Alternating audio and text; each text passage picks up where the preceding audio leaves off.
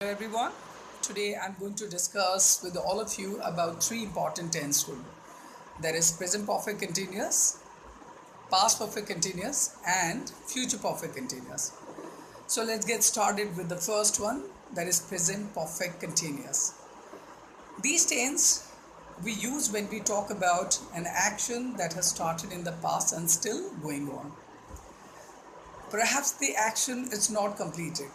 If you say she has been working since 8, maybe she started and the work of completing it's going on.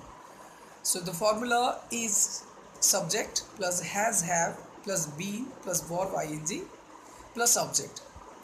I would like to mention one more thing that you should remember about the uses of for and since, which is very important. For is a period of time. We can use for the time period like year, month, days, weeks. Since we use since in the sense of point of time, any exact time. We can use like since morning, since afternoon, since 9 a.m., since 2 p.m., since 2012, etc. So let's talk about the sentence making of present perfect continuous. You can say, I have been living in this country since 2012. I have been making myself busy in this project for last 4 hours. Okay? What have you been doing? She has been making something irrelevant for the last 10 hours. Okay, so let's get to know this second one, that is past perfect continuous. The past perfect continuous is used to talk about actions or situations that were in progress before some other actions or situation. It has some other uses also. So let's know them one by one. Okay? Okay, the first one is durations of past action up to certain point in the past. For example, the boys had been quarreling for half an hour when we arrived home. The second usage is showing a cause. Something might have happened, okay, that as a cause that we are going to go for it. We use this tense to show cause of an action or situation in the past. For example, John was in a detention because he had been misbehaving.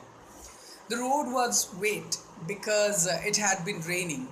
The third usage is third conditional. So, my dear, if you might know about the conditional, so you know what is the third conditional. It's a formation like had plus verb third form, then other sentence would have plus verb third form. For example, if it hadn't been raining, we would have gone to the park. The fourth one is a reported speech. For example, she said she knew Charlie had been lying to her. So now let's know the formula of past perfect continuous. Like present perfect continuous, the formula is same, but we need to change the past verb form.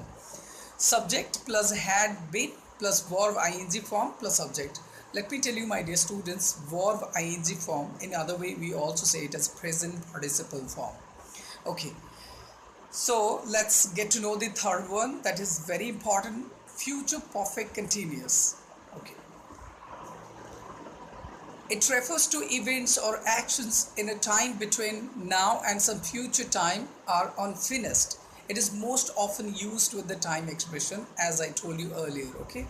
For example, I will have been waiting here for 3 hours by 6 o'clock.